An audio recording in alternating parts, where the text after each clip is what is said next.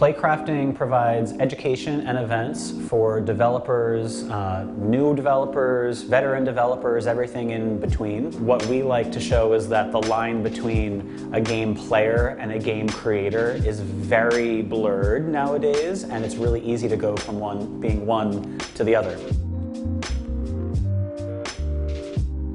So Playcrafting originally started as a meetup group in New York City way back in February of 2009. The first event had 60 people at it. It was very small, just purely developer to developer.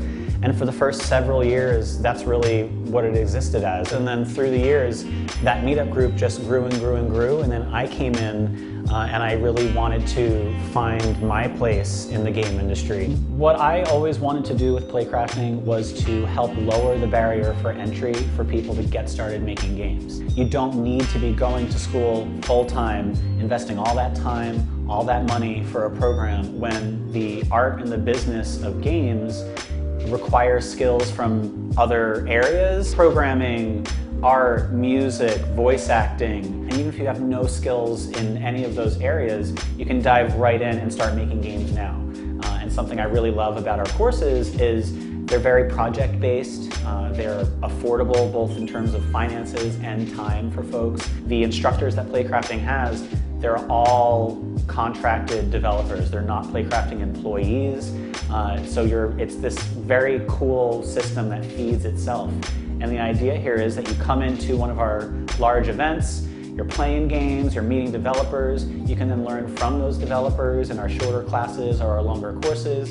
6 months down the line, a year down the line, show off games that you're making. Maybe you can become an instructor yourself, a speaker yourself, and then pay it forward, and it just keeps on building and building. And that's how we've been able to grow from New York to now Boston and San Francisco, with a couple of other cities that we're building into with 2018. For 6 years out of college, I worked at a great nonprofit, and I just got to a point with that job where I could have been there for decades, but something was missing. I was concentrating 8 hours of work into 1 hour and then running to video games. In one day at my office, I spent 5 hours making this exhaustive Excel sheet of every single video game I've ever played in my entire life. When I finished it, I think that was really the breaking point where I said, clearly this is the thing that I'm running to. Why don't I make a career out of it? And I fell in love with the idea of someone having that eyes wide open, mind-blowing moment that I had when I first joined the meetup group that I turned into Playcrafting. I've been really adamant about making sure that the cost for developers, the cost for students is as low as possible. We don't want to tax people because that would go completely against what we're doing. But at the same time, it is a startup. So, you know, it's a challenge to make sure that we are as open and community focused as possible without having to shut down. PlaNYC was the first time we took one of our local expos and just put it out there for the whole world to see and upscale it to a full-scale convention.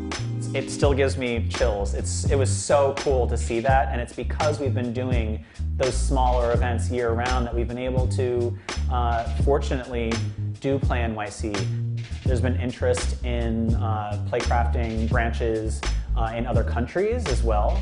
It's a community-based model that just works, and it's self-supportive, and it is in person. I just think there's so much power in that, and it's a spirit, really, that is at the heart of Playcrafting, and it works.